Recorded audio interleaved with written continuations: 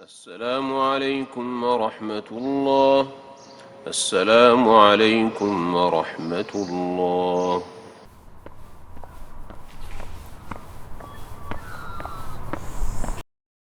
Assalamu alaikum. Welcome to the Masjid Car Park podcast, episode 70. Today, Yeah, 70, yeah, that's right. Sorry. wow. We have a special one for you today. All right, let's. We have a special one for you today. Steal my thunder, bro. Yeah. No, mashallah. Welcome, everyone. This is what we talked about in our last podcast of having a special guest, potentially. And mashallah, he's on his way as we speak. So we're just doing a preamble before it just to explain what's going on. I'll let you go for it. So, the special guest is Mufti Tariq Masood from Pakistan, from Karachi, and he'll be coming here. We'll have a short interview with him, inshallah. Hopefully, A take short some podcast. just podcast and We're gonna advice. riff. We're gonna riff. We're going to talk and we're going to, ask questions and whatnot. So, inshallah, take some advice and benefit and from his experiences in the last 2 decades of dawah and teaching and so forth as a mufti and as a thing. So, inshallah. And also the biggest point, we're doing it in Urdu. Yeah. So, So we apologize for our own. The best way I can explain this is imagine someone that can't swim and you just grab him and throw him into the pool Yeah. and say, brother, let's go. It's sink or swim time. Yeah. So we are. So firstly, Urdu is my fourth language. I do speak it. I do understand But it. you're an alim. But But you read Urdu very well. I'll give you that. so I did. So my Urdu is till grade 3 in Karachi. Okay. So I was born in Brazil and then lived in shortly in Pakistan. Then at the age of 9 came to Australia.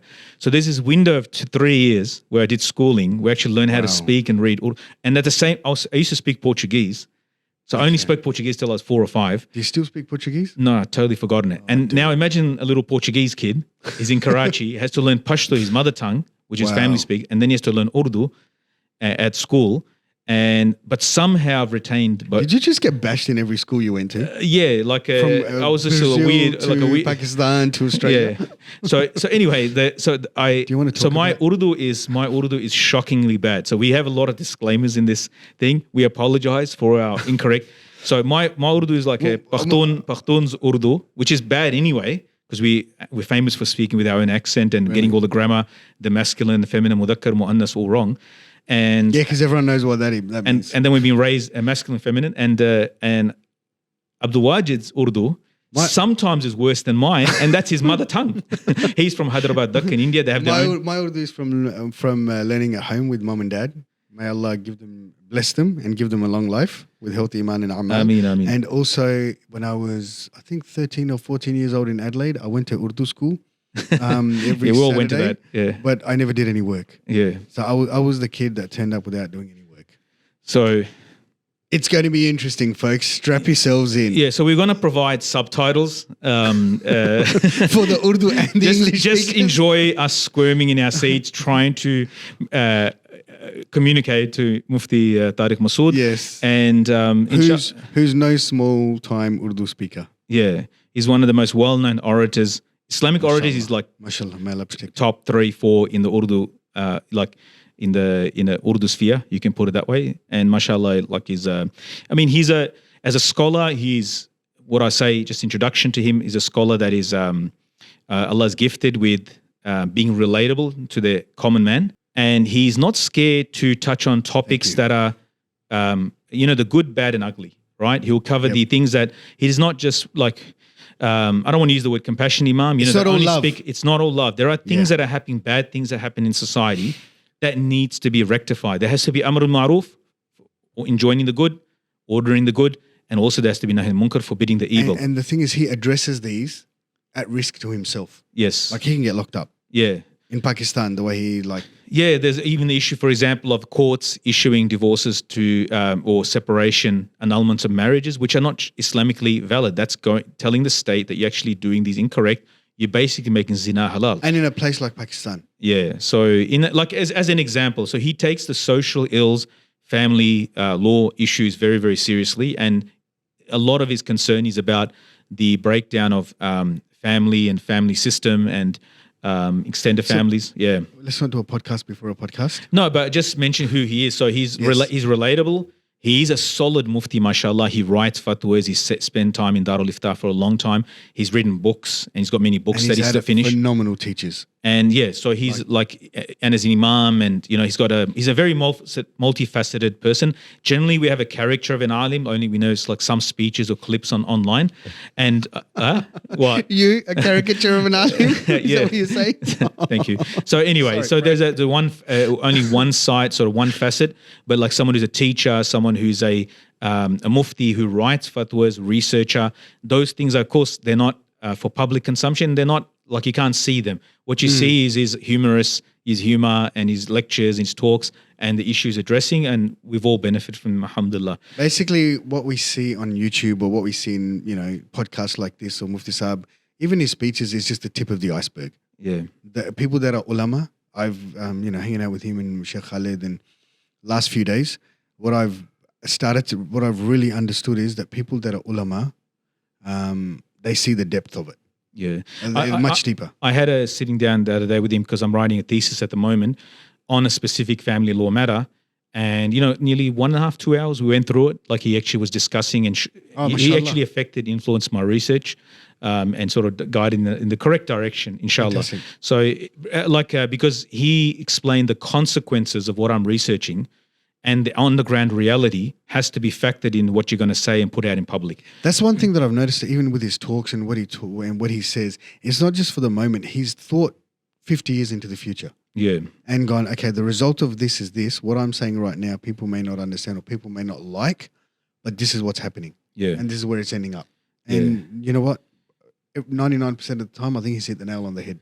Yeah, so one thing we do appreciate about him, I mean, alhamdulillah, anyone that's talking about Allah and Deen and so forth is good. But really, when it comes to the critiquing of the incorrect things, he does it in a way that is very, mashallah, he still makes it positive and he still points it out and does islah, tries to rectify the things that may not be, that do need to be corrected and nobody wants to talk about. So I think that's, in a nutshell, to encapsulate the things. He's a fair dinkum alim. Yeah, he's a really good, and he fulfills. I mean, we all benefit. May Allah give him good health, long life, and keep his shade on the ummah, and that we continue benefiting from him. But do you think anyone will ever make a dua like that about you? Keep my shade. I don't know. I don't know. That's an Urdu like dua. I don't know if it's in other languages. Keep his shade. So you just got to buy one of his jubbahs and set up a tent with it. Sorry, bro. Jazakallah khair. Much appreciated. All right. So he'll be in shortly. So we'll stop. And when you start again, inshallah, inshallah. We'll have a break. And then shortly, Mufti Saab he'll be joining us, inshallah. So we're back. Assalamu alaikum. وعلیکم السلام السلام علیکم ورحمۃ اللہ وعلیکم السلام ورحمۃ اللہ وبرکاتہ. ہم شروع کرنے سے پہلے مفتی صاحب پہلے آپ سے معافی مانگنے والے ہیں کیونکہ ہم دونوں کی اردو ذرا پیدل ہے جو کہتے تو فرسٹ ٹائم اردو میں پوڈ کاسٹ کر رہے ہیں تو اس کا پریکٹس نہیں ہے. اچھا اچھا اچھا. میری اردو تو میں پختون ہوں تو ویسے ہی ہم اردو کے ٹانگ توڑتے. اچھا اور پھر آسٹریلین پختون ہوں. اچھا تو اردو ہم کوشش کریں گے. ویل چیئر میں دونوں ٹانگ ٹوٹ گئے. صحیح ہے. ماشاء اللہ. اور مفتی صاحب آپ ویلکم ٹو آسٹریلیا. جزاکم اللہ. ماشاء اللہ. آپ جو آسٹریلیا میں ہیں لاسٹ ٹائم جب آئے تھے کووڈ کا تھا. کووڈ سے just before I think few days right, کچھ دن پہلے لاک ڈاؤن شروع ہونے سے پہلے آپ واپس چلے گئے. ابھی آپ کا سیکنڈ ٹائم آسٹریلیا میں ہے اینڈ ماشاء اللہ ویلکم. کیسا لگا آپ کو آسٹریلیا؟ آسٹریلیا پہلے بھی بہت اچھا لگا تھا, اب بھی بہت اچھا لگا الحمدللہ. تو جیسا پہلے تھا ویسا ہی اب ہے. جی جی ماشاء اللہ. کوئی ترقی ہم نے نہیں کی. ابھی تک تو کوئی ترقی نہیں کی. پہلے سے ہی ترقی یافتہ تھے تو اب کیا ترقی. الحمدللہ. مفتی صاحب یہ پوڈ کاسٹ ہم جب بنائے تھے کووڈ کے دوران بنائے تھے. ہمارے مسجد ہم میلبرن میں خاص طور پر یہاں 4 مہینے ہمارا لاک ڈاؤن تھا. جی. تو بہت سے ہمارے جو کمیونٹی ہے وہ ڈسکنیکٹ ہو گئے اور کوئی تنہائی کی وجہ سے وہ اکیلے اور لوگ ڈپریشن میں جا رہے تھے. تو ہم نے کہا کہ ایک چیز بنا دے جس میں ہم تھوڑا سا یعنی عام طور پر کیونکہ مسجد کے امام ہوں تو مسجد میں لوگ جب ملتے ہیں ہم سیریس بات ہوتی ہے تو وہ تھوڑا سا ریلیکس نہیں ہوتا. چند دوست ہوتے مسجد میں ریلیکس سے آفس میں جاتے, لیکن عام تو لوگ جب الگ ہو گئے مسجد سے دور ہو گئے تو نہیں آ سکتے تھے, تو پابندی تھی. تو پھر ہم سوچے کہ کچھ کر لے کہ لوگ تھوڑا سا یعنی سو سیریس نہیں کیونکہ وہ خاص طور پہ شیخ خالد لوگ مجھے چہرے کو دیکھتے ڈرتے, بچے ڈرتے بہت سیریس سمجھتے لوگ ان کو. جی. تو میں 3-4 دوست تھے, وہ آتے, وہ پختون آتے کہ سمجھتے کہ یہ نارمل پختون ہے, اس کے چہرہ ایسے ہی ہے. تو ہم نے شروع کیا, اور ہم اس نیت سے شروع کیا کہ حضرت عمر رضی اللہ عنہ وہ بلات جگہ بنائے مسجد کے, جو صحن کہ لوگ اگر بات کرنا چاہتے ہیں وہاں جائے بات کر لیں. اور جیسے رسول اللہ صلی اللہ علیہ وسلم نے صحابہ رضی اللہ عنہ کو جب منع کیا راستوں میں بیٹھنے کے, تو پھر وہ حدیث ہے کہ یاکم طرقات, اور پھر راستے کے حقوق دینا. ہم کہتے ہیں کہ یہ منع نہیں ہے کہ ہم دوست جمع ہو جائے, کوئی سوشلائزیشن کرے, یہ تو نارمل چیز ہے, تو اس کو تھوڑا نارملائز کریں لیکن حدود, شریعت کے حدود میں. ٹھیک ایسے یہ پوڈ کاسٹ کا اصل ایسے الحمد للہ. تو اردو میں پروسیسنگ ہو رہی, انگلش سے اردو میں ٹرانسلیشن پروسیسنگ ہو رہی. تو تھوڑا سا آپ سے انٹرویو بھی لینا ہے, چیٹ کرنا ہے, لیکن مفتی صاحب آپ کا آئی سپوز مفتی طارق مسعود کون ہے, وہ کوشش کر رہے ہیں. مفتی طارق مسعود کون ہے؟ ویسٹ وی ہیو مفتی طارق مسعود, ایک ہے جو یوٹیوب پہ ہے, جو بیانات سنتے ہیں ماشاءاللہ, ساری دنیا میں لاکھوں کروڑوں لوگوں کی زندگی بدل رہی ہے آپ کے بیانات سن کے ماشاء اللہ. بٹ اس کے علاوہ بھی ایک مفتی طارق مسعود ہے جو فیملی مین, فرینڈس, ٹریولرز, یہ چیز. تو آپ کا فیوریٹ سبجیکٹ کیا تھا مفتی صاحب اسکول میں؟ اسکول میں میرا فیوریٹ سبجیکٹ تھا فزکس. فزکس؟ جی ماشاء اللہ. تو اس کی میں اپنی طور پہ بھی پریکٹس کرتا تھا. اس کی جو ایکویشنز تھیں جی, وہ میں جیسے میں اسکول جاتا تھا نا, تو مجھے یاد ہے ہمارا جو اسکول تھا, ٹرائنگل کی جو اردو میں اس کو وتر کہتے ہیں, میرا خیال انگلش میں پرپینڈیکولر کہتے ہیں جی, وتر. تو میں ایسے ٹریول کر کے جاتا تھا, تو میں کیلکولیشن کرتا تھا کہ اگر میں بیس اور اس طرح جاؤں تو کتنا ڈسٹینس بڑھے گا. یعنی جب میں وہ ایکویشنز پڑھتا تھا ٹریگنومیٹری کی, اس کو بھی امپلیمنٹ کرنے کی کوشش کرتا تھا. اور فزکس کی جب ایکویشنز پڑھتا تھا تو کتنے کلومیٹر پر آور کی اسپیڈ سے اگر ہم چلیں گے تو وہاں پہنچ جائیں گے. مجھے یاد ہے میں جب اپنی پھپھو کے گھر جایا کرتا تھا نا, شاہ فیصل کالونی, تو W11 میں ہم بیٹھتے تھے, اور W11 میں نہیں, W22 ہوتی تھی ایک مزدہ. تو اس کے میں میٹر کو چیک کر رہا ہوتا تھا کہ کتنے کلومیٹر پر آور کی اسپیڈ سے یہ چل رہی ہے, اور ہم کتنے گھنٹے میں پہنچیں گے, اور ایکسیلریٹر کتنا ہے. تو یہ ساری چیزیں مجھے اس ٹائپ کا یعنی میرا دماغ تھا, جو میں اس کی کوشش کرتا تھا امپلیمنٹ کرنے کی. باقی ہمارے یہاں کراچی میں اسکولوں میں پڑھائی نہیں ہے جی, تو جتنا پڑھا لیتے تھے اس کو میں کوشش کرتا. فزکس میرا دلچسپ ٹاپک تھا. سبحان اللہ ماشاء اللہ. پھر مدرسے میں آپ مدرسے میں ماشاء اللہ بہت وقت گزارا ہے, تو اس میں کون سا سبجیکٹ آپ کا فیوریٹ ہے؟ مدرسے میں جب میں آیا ہوں تو میرا جو مجھے ادب سے کافی دلچسپی تھی. جی, میں نے جب طلباء کو متنبی پڑھائی ہے نا, جی, تو بڑے مزے سے پڑھائی ہے. جی, ایسے ٹرخائی نہیں ہے. جی, تو بڑے مزے لے کے نا میں ایسے پڑھاتا تھا. متنبی کی شاعری تو آپ نے سنی ہوگی نا, تو ادب میں بڑا دلچسپی, یعنی ایک ایسا ٹاپک ہے جو بڑا اٹریکٹیو ہے. عربی ادب. عربی ادب. جی, تھوڑا ایکسپلین کریے. Arabic literature. میں بھی میں نے دیکھے کہ مدرسے میں بہت سے مدرسے عرب ادب میں وہ کوتاہی کیونکہ وہ زیادہ جو ایکیڈیمک سبجیکٹ فقہ اصول اس میں زیادہ, لیکن میں نے کہ مدرسے میں ہم پڑھاتے یہ آدمی کو, یہ عالم کو, طالب علم کو میکس ہم کلرفل, رنگ دیتا ہے اس کو, زبان کو, اور فلیور دیتا ہے. تو پھر آدمی ایسا ہی کچھ مزہ بہت آتا ہے اس میں شاعری میں نا. جی جی, اچھا آپ کو شاعری میں مزہ آیا. لأحبتی ان یملؤوا بالصافیات الاکوبا وعلیہم ان یبذلوا وعلی اللہ اشربا. ٹھیک ہے نا, وہ متنبی کہتے ہیں نا, میرے جو دوست ہیں, متنبی کو شراب سے نفرت تھی نا جی, وہ کہتا تھا میں جب شراب خانے میں جاتا ہوں تو میرے دوست شراب پیتے ہیں تو وہ کوشش کرتے ہیں کہ مجھے بھی پلائیں, تو ان کا فرض بنتا ہے کہ وہ مجھے پلانے کی کوشش کریں کیونکہ دوستی کا تقاضا ہے. میرا فرض ہے کہ میں نہ پیوں.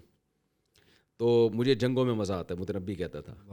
تو وہ بڑی شاعری ہم نے یاد بھی کی ہوئی تھی. طلباء کو جب پڑھاتے تھے تو مزہ بھی بہت آتا تھا اس میں.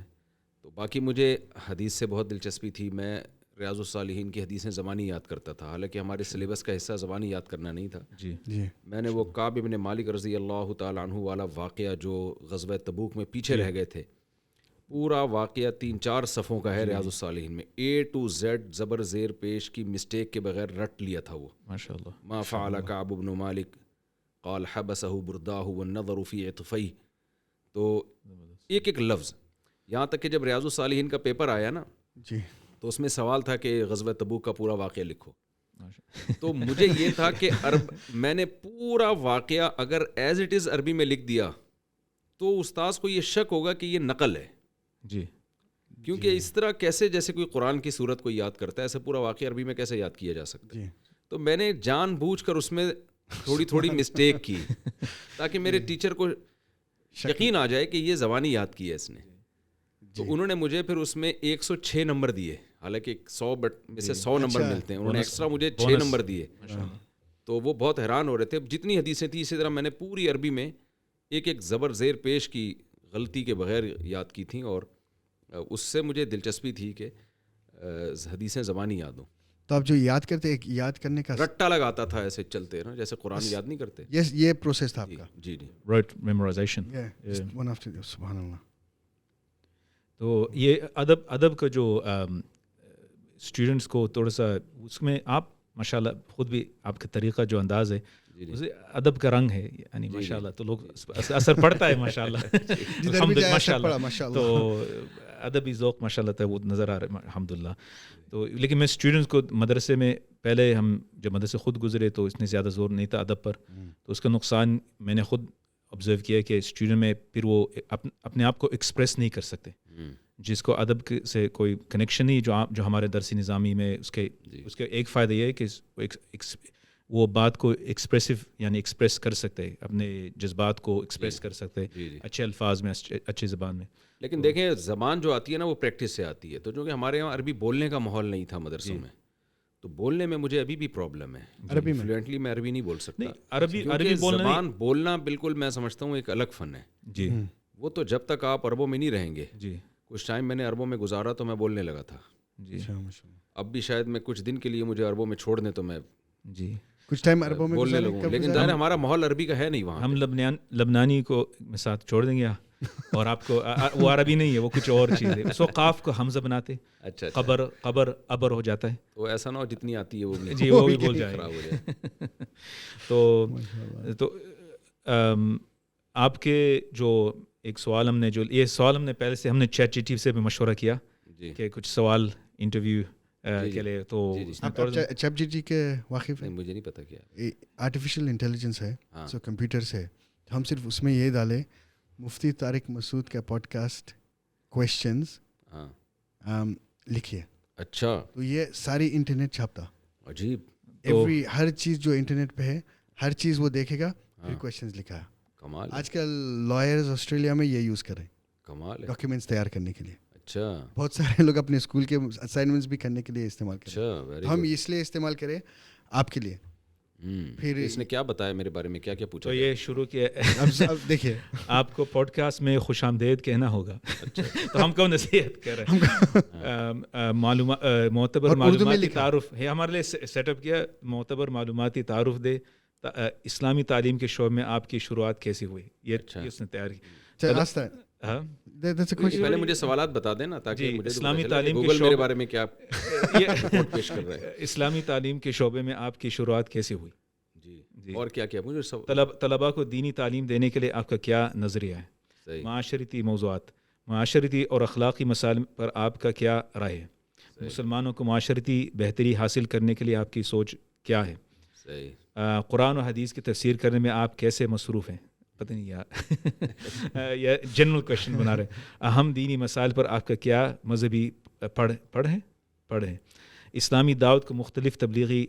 یہ ایسا ہی ہے جیسے وہ اخبار جہاں میں آتا تھا آپ کا یہ ہفتہ کیسا رہے گا. تو وہ ایسی مبہم باتیں کرتا تھا کہ آدمی کہتے تھے اس سے زیادہ مجھے ویسے ہی پتہ ہے کیسا رہے گا. یہ پہلا اور آخری مرتبہ ہم خوش آمدید اپنے کانورسیشن میں کبھی استعمال کریں. پتہ ہی نہیں تھا یہ لفظ تھا. تو یہ چیٹ جی ٹی پی کے سوالات لیکن ہمارے لیے مدد ہم نے نہیں استعمال کیا لیکن کوشش کر رہے تھے. تو ایک سوال ہم سوچ رہے تھے کہ آپ سے پوچھیں کہ آپ امیڈیٹ جو آپ کو ڈائریکٹ اکابرین ہیں اس میں کون ہے شخصیت ہے جو آپ سب سے زیادہ یعنی انفلوئنس آپ کو انسپریشن دیا؟ سب سے زیادہ جو انفلوئنس میری زندگی میں ہے وہ تو 3 بڑے اساتذہ ہیں جن میں سب سے پہلے حضرت مفتی رشید احمد صاحب جن کی صحبت میں 8 سال میں رہا. ماشاء اللہ. اس کے بعد حضرت مفتی عبدالرحیم صاحب جی جن سے میں باقاعدہ مفتی رشید احمد صاحب کے بعد بیعت ہوا میں ان کے ہاتھ پہ جامعۃ الرشید کے جو محتمم ہیں، جی تو ان کا تو بہت ہی زیادہ انفلوئنس ہے.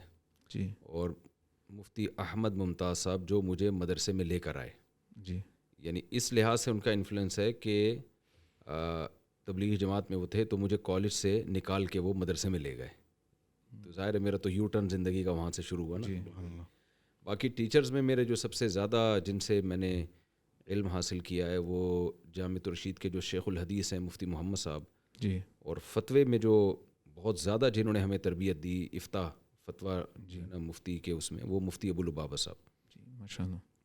تو یہ وہ اساتذہ ہیں جن کا سب سے زیادہ اثر ہے ہماری زندگی پہ. آپ جو یو ٹرن کہہ رہے تھے، آپ مدرسے میں آئے کیسا؟ تبلیغی جماعت، مفتی احمد ممتاز صاحب ہیں، بڑے ایک جی ہمارے ٹیچر ہیں پٹھان، جی پٹھانوں والے اسٹائل میں مجھے سمجھایا تھا. اچھا. تمیز سے ان کا سمجھ میں style؟ تمیز سے سمجھ میں آ نہیں رہا تھا مجھے. ٹھیک ہے نا. تو پٹھانوں والے اسٹائل میں انہوں نے سمجھایا کہ چلو شاباش مدرسے میں داخلہ لو، تو مجھے سمجھ میں آ گیا. ماشاء اللہ. اور ریسنٹ تاریخ میں یعنی یہ جو 100 150 سال 200 سال میں کون سی شخصیت آپ پر جو انسپریشنل فگر ہے، یعنی آپ کی ڈائریکٹ نہیں ہے؟ مولانا اشرف علی تھانوی رحمہ اللہ تعالیٰ. اچھا. میں نے ان کی بچپن میں بہت کتابیں پڑھی ہیں. جی میں لوگوں کو بھی کہتا ہوں کہ ان کی تو بہت زیادہ تصانیف ہیں. جی یقیناً بڑے بڑے لوگ گزرے ہیں، لیکن جن کو ہم نے پڑھا ہے ان کی بات کر رہا ہوں. مولانا اشرف علی تھانوی رحمۃ اللہ علیہ کو جس نے نہیں پڑھا وہ میں سمجھتا ہوں بہت محروم ہے. جی تو ان کی کتابیں لوگوں کو پڑھنی چاہیے. جی یعنی عام لوگوں کو. لیکن ان کی اردو اب مشکل ہے، تو اس کو آسان اردو میں کوئی اگر لکھے تو زیادہ اچھا ہے، یا ان کا ترجمہ ہو. جی لیبیا کے صدر جو جنرل قذافی تھا نا، جی جی اس نے، آپ کو یاد ہوگا، یہ مدنی مسجد میں ایک امام ہوا کرتے تھے مولانا عزیز صاحب، بڑے موٹے سے اور بڑی خوبصورت تلاوت تھی، مدنی مسجد کراچی کے. بعد میں وہ پھر کسی وجہ سے علیحدہ ہو گئے، یعنی امامت چھوڑنی پڑی ان کو کسی وجہ سے. تو انہوں نے بتایا مجھے کہ میں حرم میں بیٹھا ہوا دعا مانگ رہا تھا، تو کہیں قذافی نے دیکھا، وہ بڑی لمبی دعا مانگا کرتے تھے، تو ان کی عربی بڑی زبردست تھی. تو قذافی نے ان کو دعا دیکھی، ان سے گپ شپ لگائی، ان سے معلومات نہیں، تو ان کو بلایا لیبیا، ان کو اسپیشل ویزا بھیجا ان کے لیے.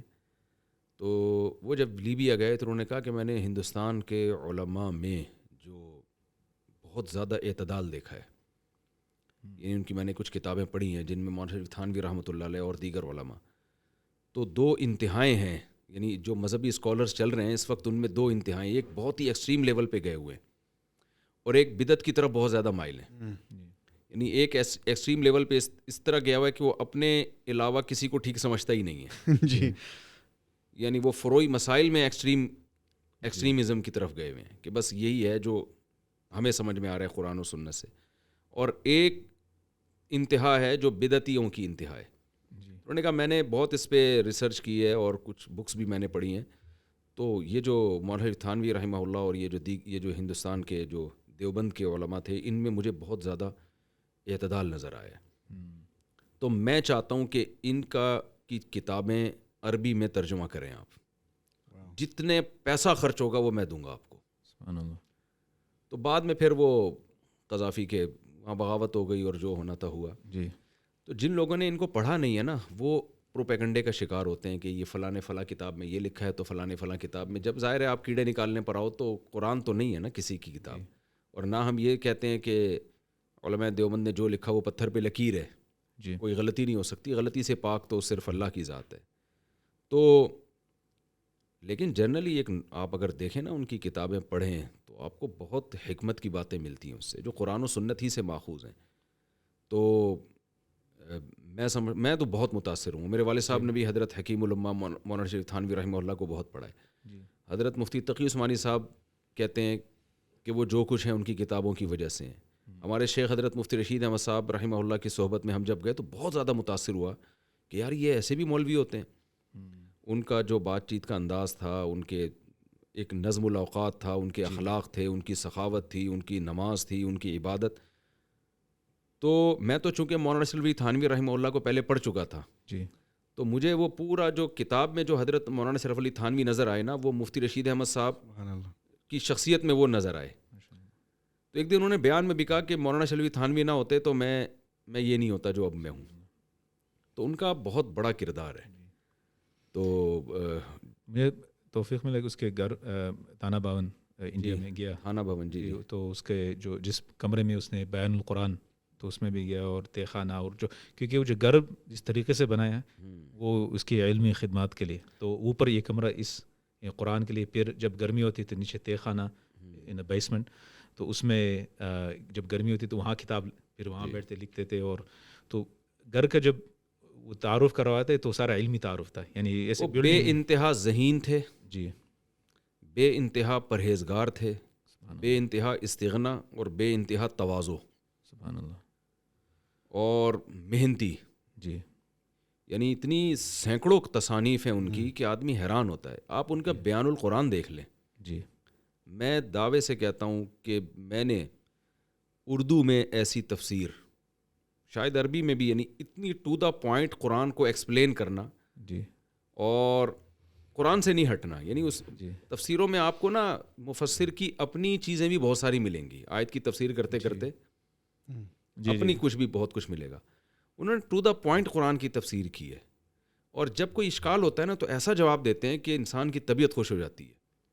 2 لفظوں میں جواب دیتے ہیں وہ. جی آج کل کے اسکالرز کیا کرتے ہیں، جب کوئی اشکال کیا جائے تو ادھر ادھر ایران توران میں بہت لگ جاتے ہیں وہ، جی اور بہت دفعہ انسان اس سے سیٹسفائی نہیں ہوتا. مجھے جب بھی کوئی اعتراض ہوتا ہے نا قرآن کی کسی آیت پر، میں بیان القرآن دیکھتا ہوں.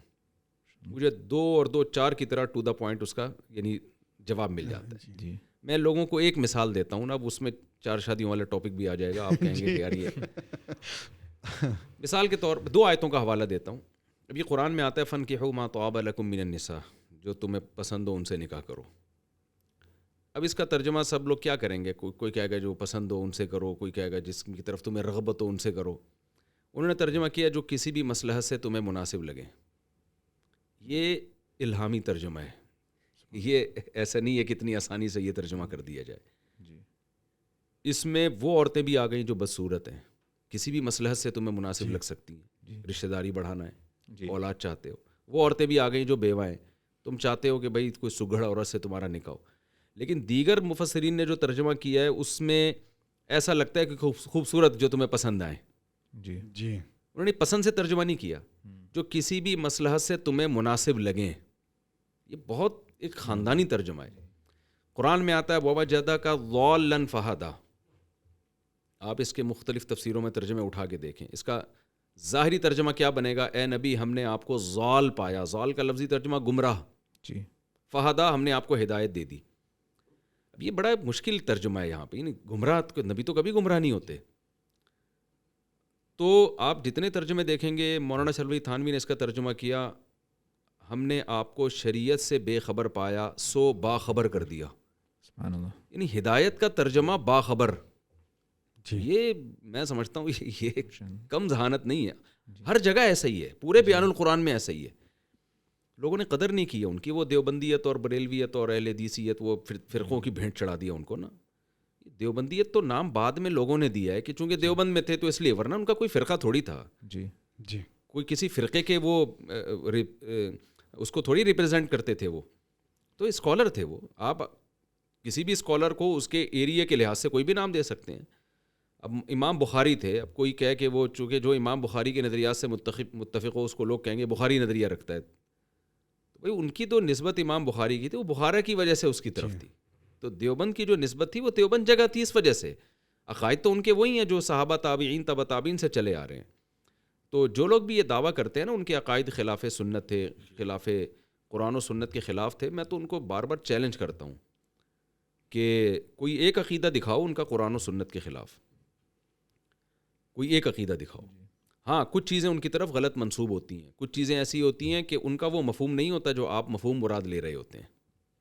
جیسے المہند المفند میں یہ عقیدہ ہے نا کہ قبر سے فیض حاصل کرنا جائز ہے.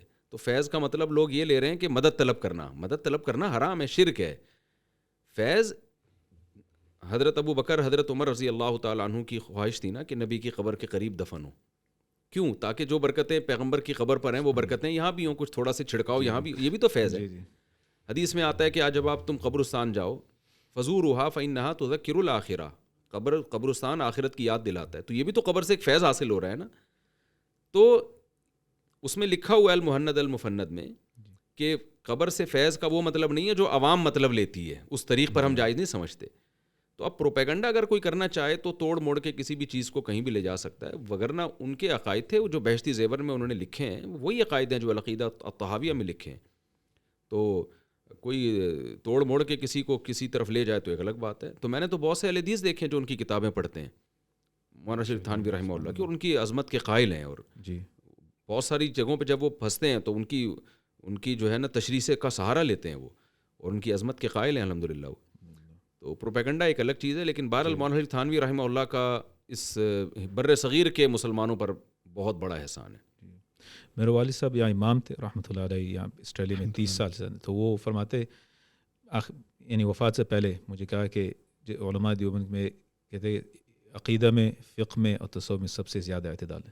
حالانکہ وہ مدینہ یونیورسٹی سے فارغ تھے، موروکو میں بھی فارغ تھے، پورے دنیا کا سفر کر کے سب دیکھ لیا، سب کے ساتھ پڑھ لیا. شیخ بن باز کو سب استاذ رہا، شیخ محمد قطب، بہت اساتذہ تھے اس کے موروکو میں بھی. پھر آخر میں کہا کہ سب سے زیادہ اعتدال جو ہے اس سب چیزوں میں، عقیدہ، فقہ اور تصوف میں علماء دیو میں سب سے زیادہ اعتدال ہے. جی اس کو دوسروں کے برا نہیں کبھی نہیں کہتے تھے، لیکن کہتے کہ نہیں. دیکھیں دیوبند کے جو علماء ہیں نا ان میں متشدد بھی ہیں. میں یہ نہیں کہہ رہا کہ ہم نے سب کی کریکشن کا ٹھیکہ لیا ہوا ہے کہ کوئی بھی کچھ بھی بول دے تو ہم اس کو ٹھیک کرتے رہیں بیٹھ کے. جی جی. تو میں جنرلی ایک بات کر رہا ہوں کہ گمراہ نہیں ہے. جی ہاں کوئی پرسنلی اپنے طور پر آپ تو ایسے آپ کو دیوبندیوں میں مسٹنڈے نظر آئیں گے، قبروں پہ بیٹھے رہتے ہیں، موٹی موٹی گردنوں والے، پتہ نہیں کیا کر رہے ہیں قبر پہ بیٹھ کے. جی تو گھنٹوں وہاں بیٹھ کے پتہ نہیں کیا اس سے مردے سے کیا نکالنا چاہ رہے ہیں. اب قرضہ لے کے مردہ بھاگا ہوا ہے، کیا کیا اس نے. تو یہ تو نہیں کہ جو بھی کچھ اٹھا کے کچھ بول دے تو آپ کسی کا انفرادی طور پر کوئی اگر خرابی ہے تو خرابی ان جنرل خاص طور اکابرین جو ہے. جی اب کہ ایک ایکسٹریم یہ ہے، پھر دوسری ایکسٹریم یہ ہے چف پیر کا جو یا ویسٹ میں شروع ہو رہا. آج کل تو دیوبندیوں میں روحانی عامل بہت ملیں گے آپ کو، جن چڑیل بھوت بھگانے کے نام پہ الو بنانے کے بہت فیکٹریاں کھولی ہوئی ہیں. جی تو یہ جو چیز ہے ہم بہت آسٹریلیا میں ہم رہے، university school, primary school, high school ہم یہاں رہے. تو ہم جب دیکھ رہے کہ یہ لوگ کیسے اس کے پیچھے، اور خاص طور ہمارے ملکوں میں مجھے نظر آ رہا ہے، ہم دوسروں ملک کی چیزیں فیس بک میں نظر بھی آتے ہیں ہم کو، لیکن ہمارے جو برصغیر تو بہت بڑا ہے. تو اس میں بہت لوگ ہیں، بہت سی چیزیں، بہت رنگین چیزیں، کلرفل چیزیں. تو ایک کہہ رہے مہدی ہے، یہاں بھی آسٹریلیا میں بھی 2-3 مہدی نکلے یہ 20 سال میں. تو ایک نبی ہے، جتنے مہدی ہیں نا ان سب کو کنٹینر میں بند کر کے کلیکشن کروا دینے چاہیے. میں کہنے والا تھا سمندر میں پھینک دیں، لیکن ایسا نہ آسٹریلیا کی گورنمنٹ میرے خلاف کیس کر دے. تو الیکشن کرواؤ کہ بھائی ایک کو سلیکٹ کر لو. جی جی کرن پیر اور جو ہم کو بہت لیکن اس کو لوگ یہ ہمارے وہاں کو عجیب لگتا ہے. وہاں وہاں اتنا لوگ فالو کیوں کرتے اس لوگ کو؟ جہالت ہے نا، جہالت ہے. ہمارے ملکوں میں اتنا یہاں بھی سنت سے نفرت ہے لوگوں کو. شریعت کا مفہوم جو ہے کہ حرام کو چھوڑ دو، فرائض واجبات پورے کرو، شریعت تو یہ ہے نا. جی مولانا شرف علی تھانوی رحمہ اللہ تعالیٰ کا ہی ملفوظ ہے کہ لوگ میرے پاس آتے ہیں بزرگ بننے کے لیے. کہتے ہیں بزرگ بننے کے لیے نہ آیا کرو، انسان بننے کے لیے آیا کرو. تو انسانیت کو فروغ دیں گے. اچھا انسان ہی بزرگ ہوتا ہے. تو بزرگی کا مفہوم چینج ہو چکا ہے. ایک سوال تھا کہ یہ 150 سال سے پہلے سب سے جو یعنی شخصیت جو آپ متاثر ہوئے اس سے پہلے، تو نبی صلی اللہ علیہ وسلم کے بعد صحابہ رضی اللہ عنہ. دیکھیں ان میں جو 7ویں صدی کے مشہور عالم علامہ ابن تیمیہ اور ابن قیم رحمہم اللہ تعالیٰ، ان کی تحریریں بہت ہی مزیدار ہوتی ہیں. جی سوائے چند جو مسائل ان کے اجماع امت کے خلاف تھے، جی وہ اگر نکال دیے جائیں تو ان کی کتابیں بڑی مزے کی ہوتی ہیں. تو کیونکہ ظاہر ہے زیادہ پیچھے جائیں گے تو اردو تو پھر نہیں ہے نا. جی اور بر صغیر کے جو علماء 250-300 سال پہلے تھے ان کی زبان تو فارسی تھی. جی یا فارسی نہیں بھی، ان کی کتابیں فارسی میں ہیں، تو فارسی تو ہمیں سمجھ میں نہیں آتی. جی تو پھر ہمیں ظاہر عربیت کی طرف ہی جانا پڑتا ہے. تو اس میں ابن تیمیہ، ابن قیم رحمہم اللہ تعالیٰ، ان کے ہمارے اکابر بھی ان کی عظمت کے قائل تھے. جی مفتی رشید احمد صاحب رحمہ اللہ تعالیٰ تو بہت جگہوں پر حوالہ دیا کرتے تھے علامہ ابن قیم کا. جی مجھے یاد ہے کسی نے مفتی رشید احمد صاحب سے کہا علامہ ابن قیم نے تو بعض جگہوں پر احناف کی بڑی سخت مخالفت کی ہے، تو حضرت غصے ہو گئے تھوڑے سے، فرمایا احناف کوئی ایسے دودھ کے دھلے ہوئے تو نہیں ہے کہ ان کی کوئی مخالفت نہیں کر سکتا. پھر حضرت نے فرمایا ابن قیم زندہ باد، ایسے کر کے نا ایسے. تو ان کے تفردات اپنی جگہ، لیکن رد بدعات میں اور احیاء سنت میں، کیونکہ قادر علی الکلام تھے یہ دونوں مشائخ. جی ظاہر جو جس کو قدرت کلام پر قدرت ہوتی ہے نا، اس کی میں بلاغت بہت ہوتی ہے، تو ان کا بڑا کردار ہے ان کی کتابوں میں. کہتے ہیں کہ اس میرے ذہن میں کہ شاگرد نے لکھا تھا کہ اس نے کوئی اپنے جیسے نہیں دیکھا اور کسی نے اس جنریشن میں کسی اس کو نہیں، یعنی بہت یونیک پرسنالٹی ہے، اس پر کسی اور پر قیاس بھی نہیں کر سکتے کہ یہ یونیک. مولانا ابو الحسن علی ندوی رحمہ اللہ تعالیٰ نے جو اسلامی تاریخ میں بڑے بڑے علماء گزرے ہیں نا، ان پر دعوت و عظیمت پہ بہت کچھ لکھا اپنی کتاب دعوت و عظیمت. ابن تیمیہ پر تو پوری جلد چھاپی ہے انہوں نے الگ سے. جی ماشاء اللہ. علامہ ابن تیمیہ رحمہ اللہ پر تو ان کے چند تفردات تو الگ ہیں، ان کو کوئی بھی نہیں مانتا، ماننا بھی نہیں چاہیے. 3 طلاق کو ایک کہنا اور ان کی طرف منسوب ہے فنائے جنت. جی اس میں تو شیخ بن باز رحمہ اللہ نے بھی ان کی مخالفت کی ہے. وہ اس کے فنائے جنت نہیں، فنائے نار، کہ جہنم ایک دن فنا ہو جائے گی. اس میں تو شیخ بن باز کا بھی میں نے فتویٰ پڑھا ہے کہ وہ بھی انہوں نے ابن تیمیہ کی رائے پر رد کیا ہے. پھر ابن تیمیہ رحمہ اللہ اس کے بھی قائل تھے کہ جو طلاق کو جب معلق کر دیتے ہیں نا، ان دخلتی دار فانت طالق، تو ان کی رائے یہ تھی کہ یہ قسم ہی ہے، قسم کا کفارہ ادا کر لے عورت دخول دار کے بعد. تو اس میں بھی الاطلاق ابن بن باز نے بھی ان کی مخالفت کی ہے کہ الاطلاق ایسا نہیں ہے. تو چند مسائل ہیں، وہ علماء کے تفردات ہوتے ہیں. ظاہر ہے خطا سے پاک تو صرف پیغمبر کی ذات ہے، تو ان تفردات کو اگر ہم کنارے پہ رکھ دیتے ہیں تو ان کا بہت بڑا کردار ہے امت کی اصلاح میں. جی ایک سوال تھا کہ آپ اتنے عرصے سے ماشاءاللہ آپ بزرگ یہ دونوں ماشاءاللہ بڑے عمر میں ہیں اور چھوٹے ہیں، آپ کے تجربے سے فائدہ لے. سائز میں تو آپ بڑے ہیں. جزاک اللہ خیر مفتی صاحب، یہی ہونا تھا. تو بزرگ کی سائز سے ہوتی یا کس چیز سے ہوتی؟ سائز سے لیں گے نا یہ آج ہم. عمر تو ایک الگ چیز ہے، عمر آج کے لیے سائز.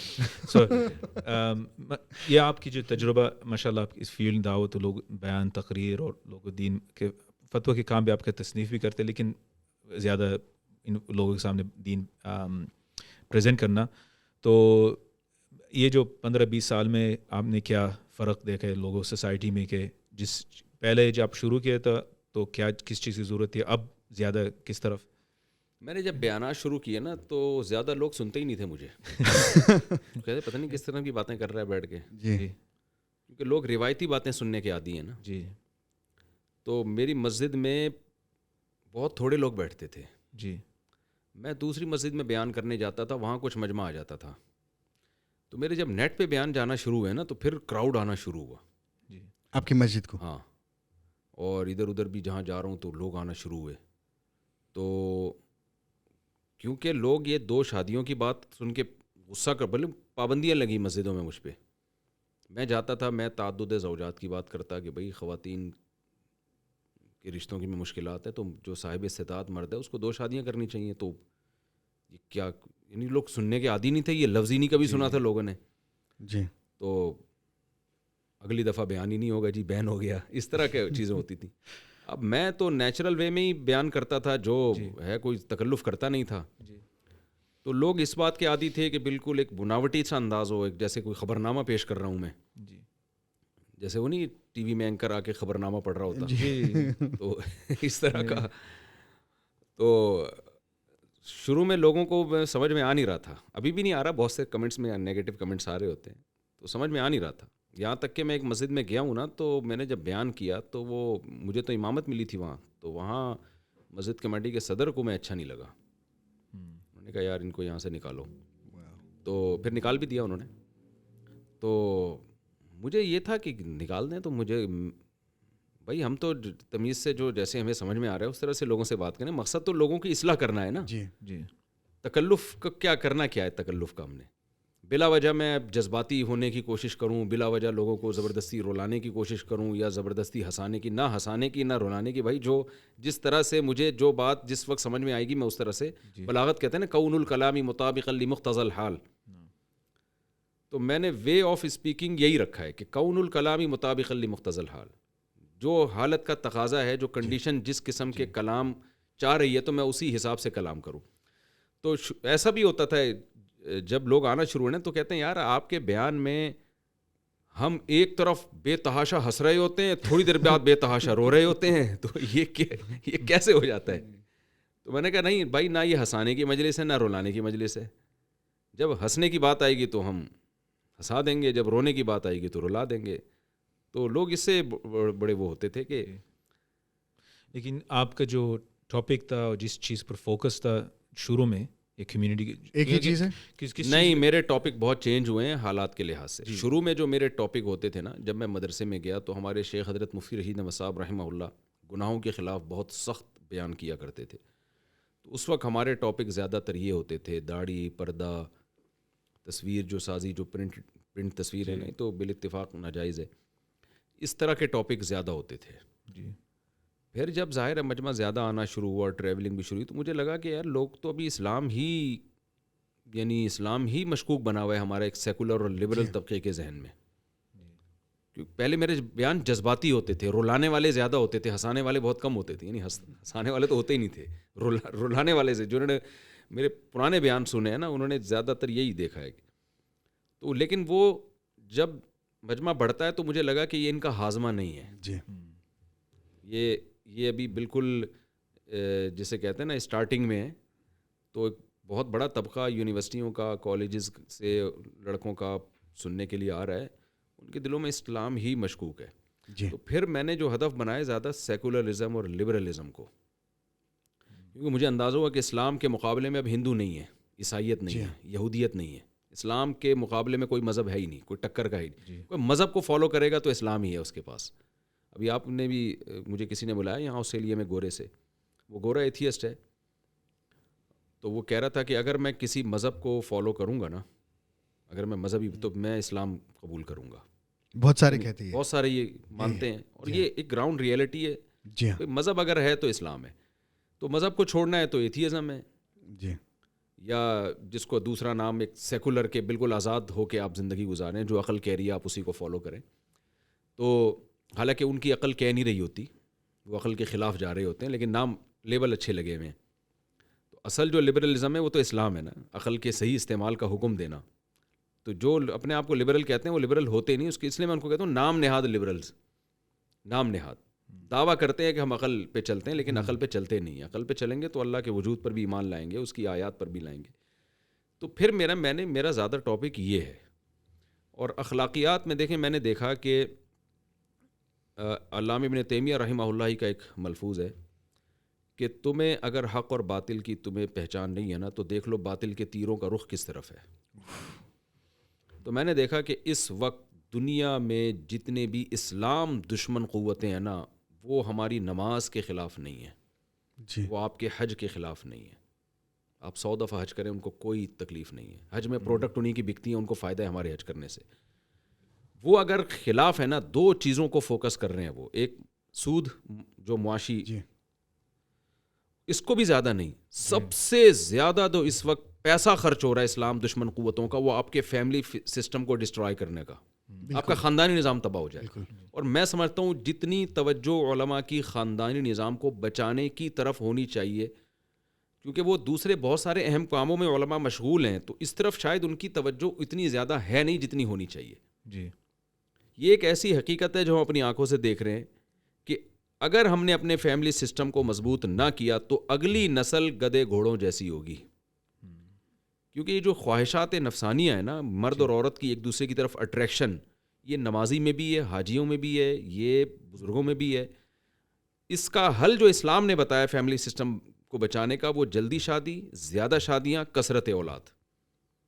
اس لیے میں ان 3 چیزوں کو فوکس کرتا ہوں. جی. جی.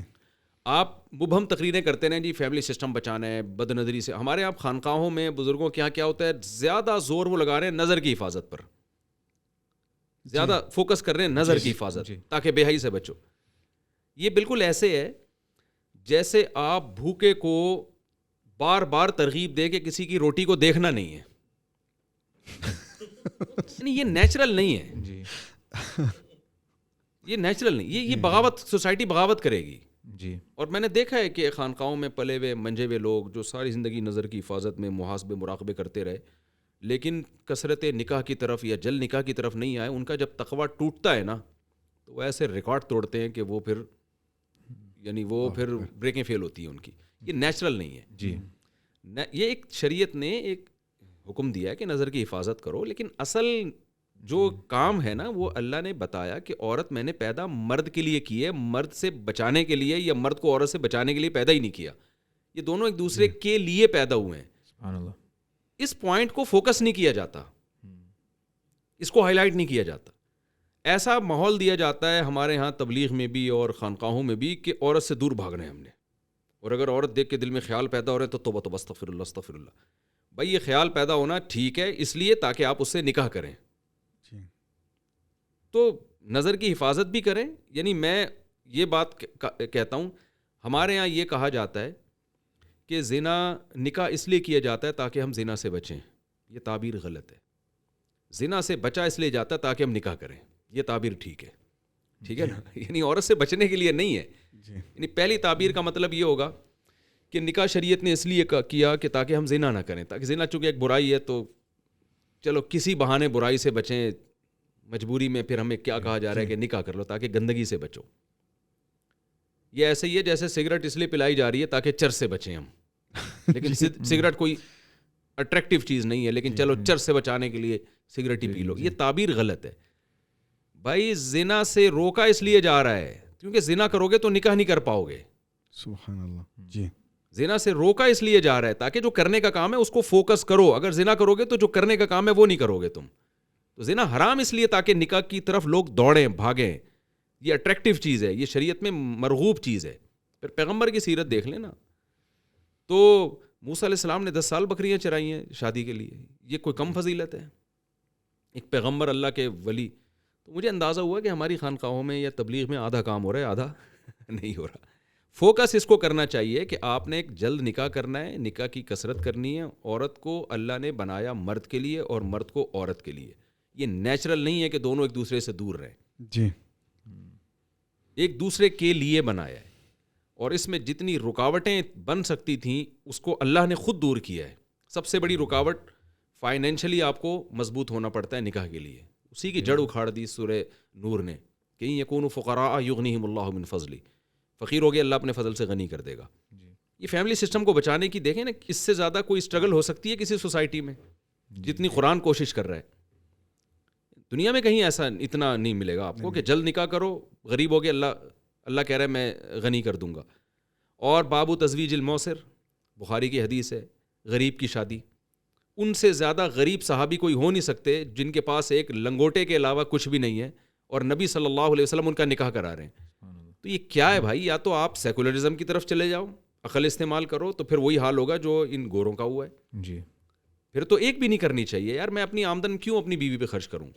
اور اگر آپ اسلام کی طرف جاتے ہو تو اسلام آپ کو 180 ڈگری پہ لے کے جا رہا ہے. بالکل اس کلچر سیکولرزم سے 180 ڈگری پر ہے اسلام. جی. تو یہ سب باتیں میں سوچتا تھا اور میں پھر بحث کرتا تھا. پوری رات میری علماء سے بحث ہوتی تھی. تو وہ کہتے تم پاگل ہو گئے ہو.